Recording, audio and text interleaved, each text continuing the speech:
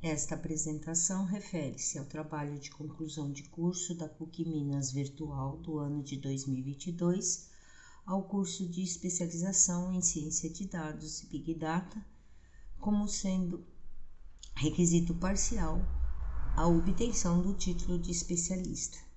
Meu nome é Isila Alves de Oliveira Migliori. Vamos lá, então. O título é Ensino Superior Brasileiro, uma análise preditiva sobre a quantidade de alunos concluintes e matriculados. Lançando um olhar no acompanhamento da trajetória dos estudantes matriculados e concluintes nos cursos de graduação nos anos de 2018 e 2019, observa-se que o número de matriculados é acentuadamente superior ao de concluintes. Diante do contexto atual brasileiro, observando o elevado número de desempregados no país, nota-se que a falta de oportunidade atinge de forma desigual diferentes grupos sociais, resultando muitas vezes em evasão no ensino superior. Esta evasão tem muitas nuances. Para se chegar a um resultado mais preciso, será necessário analisar diversos ângulos, tais como o ensino médio defasado, dificuldades pessoais, problemas com o aprendizado, indisponibilidade de tempo, inadimplência, escolaridade dos pais, entre outros. Sabemos que a conclusão do ensino superior é um grande diferencial. É fato que os indivíduos menos escolarizados enfrentam um mercado mais restrito. Embora essas correlações apresentem números substanciais, ainda se trata de correlação e não de relações de causalidade. Quanto ao problema proposto, ele consiste em realizar uma análise exploratória e utilizar modelagem preditiva quantitativa sobre dados de matriculados e concluintes, para então auxiliar na tomada de decisão das instituições de ensino superior no sentido de elevar o índice de concluintes. O objetivo do projeto será analisar os dados do Censo do Ensino Superior realizado pelo Instituto Nacional de Estudos e Pesquisas Educacionais Anísio Teixeira, o INEP, nos anos de 2018 e 2019, no sentido de verificar a possibilidade de estimar a quantidade de alunos concluintes, tomando por base os alunos matriculados, aplicando regressão linear. E também verificar a existência ou não de correlação entre esses dados, de matriculados e concluintes. Sobre a obtenção dos dados, os dados foram obtidos através do site do INEP no dia 17 de dezembro de 2021, mas por uma decisão da própria instituição no final do mês de fevereiro deste ano, estes dados foram indisponibilizados ao acesso público, com previsão de retorno a partir do dia 24 de abril de 2022. O INEP publicou a justificativa da retirada destes dados, alegando adequação à LGPD, conforme consta no site, citado no slide, através de um relatório técnico. Ainda sobre a obtenção dos dados, os conjuntos de dados consistem em 2 datasets, arquivos no formato CSV, referente a cursos, e os 2 datasets contêm 38.256 instâncias. Consiste também em um dataset, arquivo no formato XLSX, referente às instituições de ensino com 4.058 instâncias. Os datasets de cursos estão em seu formato bruto, ou seja, não possuem nenhum tipo de cruzamento ou agregação e possuem 112 colunas. Este arquivo contém um cabeçalho, onde cada linha contém um registro sobre cursos e utiliza o separador, a barra vertical, entre cada coluna. Destas colunas, utilizei apenas 16. Foram utilizadas as bibliotecas OS, Glob, NumPy, Pandas, Seaborn, Matplotlib e Scikit-learn. Para coleta de dados, será necessário que arquivos .csv estejam no Drive no caminho Content Sample Data, né?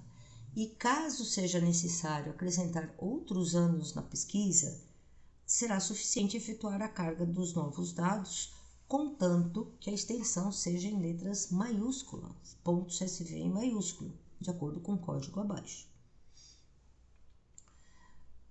A carga do DataFrame, né, para cursos foi dado o nome de df_curso para os anos de 2018 e 2019. A quantidade de linhas para estes anos foi de 78.965 linhas e 16 colunas. Sobre a criação das IES, criou-se um DataFrame chamado df_IES e utilizou-se o comando !wget, passados os parâmetros contendo o site do INEP, onde contém este arquivo de IES. A quantidade de linhas e colunas das IES são de 4.058 linhas e 6 colunas. Houve a necessidade de alterar os nomes das colunas dos cursos, do DataFrame curso, porque ao ocorrer a carga, as colunas vieram numeradas de 1 até 16. Então, ocorreu a alteração dos nomes para facilitar.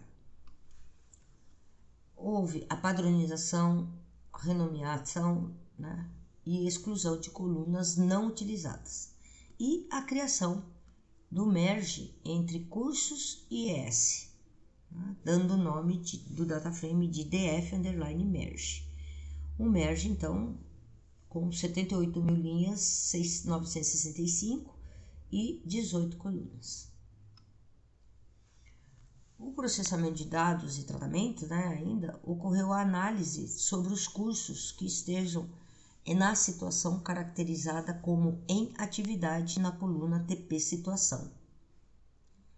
Ocorreu também a verificação de dados ausentes, onde foi detectado sigla da UF como 603 ausentes, 7.668 código de estados ausentes e 547 dados ausentes na coluna TP grau acadêmico.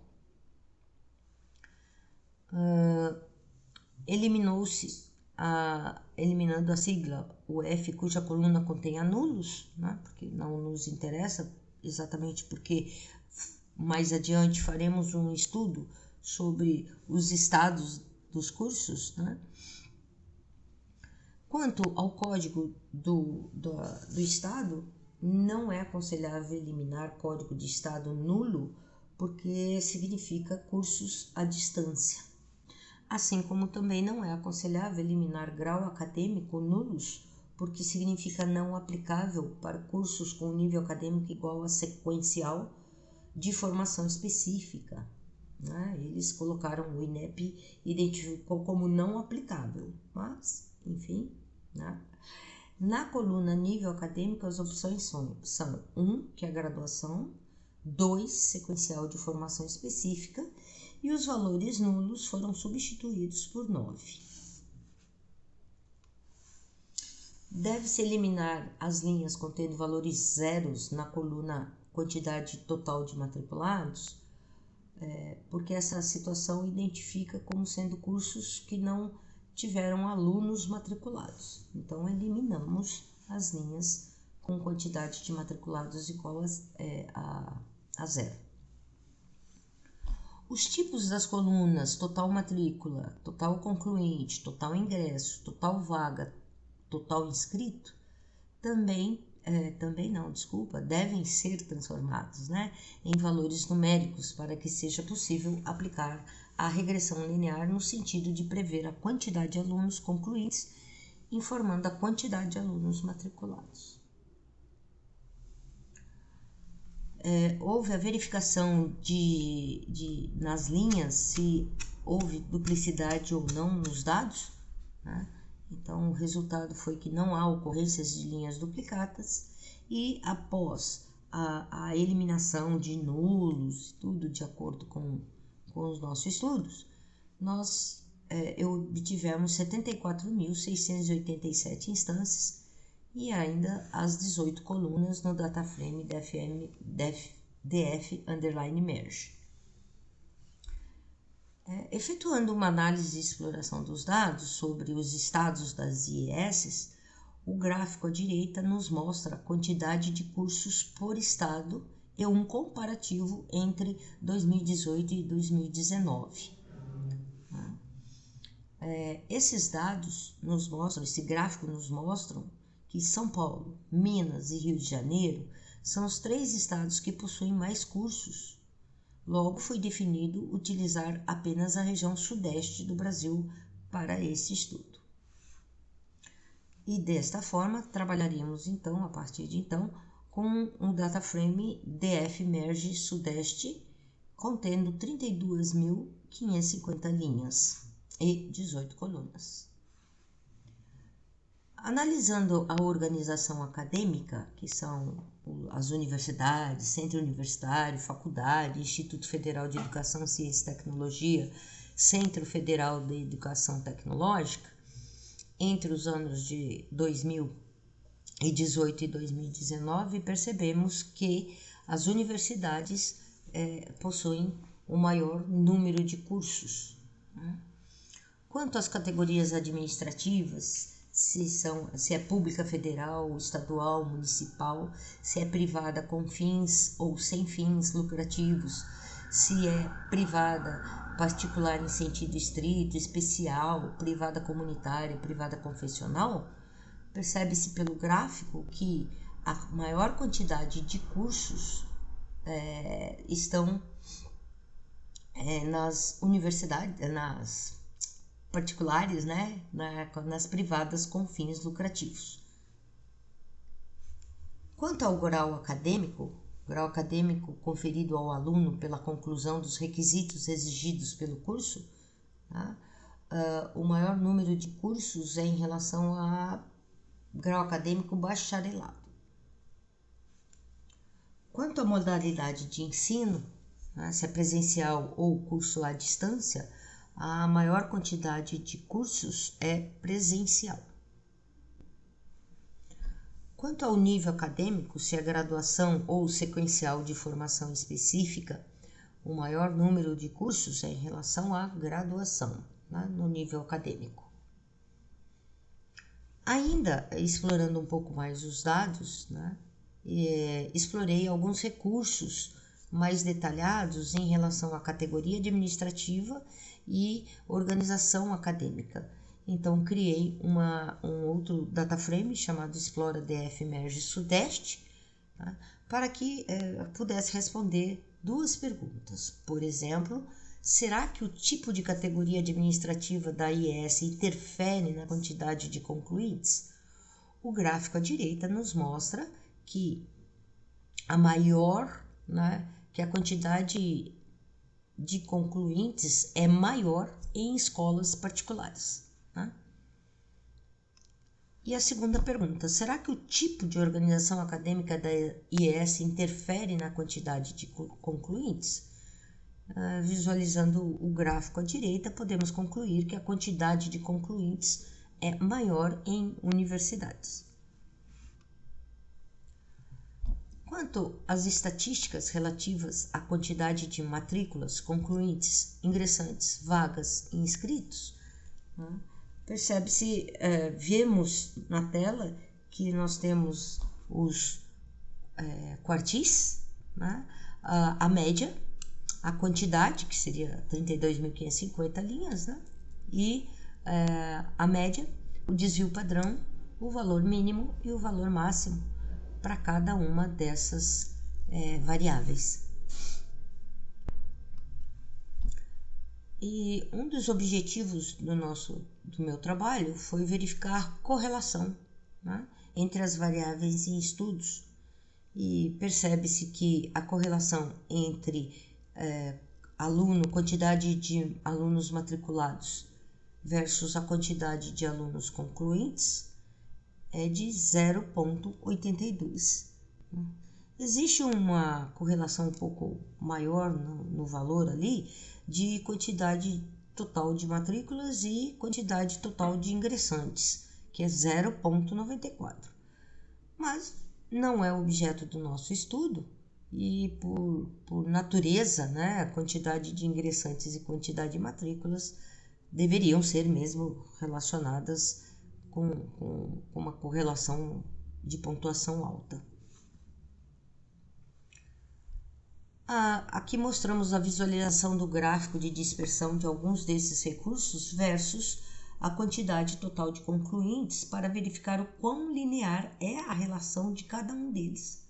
Tá? Então, nós temos a quantidade de matriculados, a quantidade de ingressantes, o terceiro é a quantidade total de vagas e o quarto é a quantidade total de inscritos.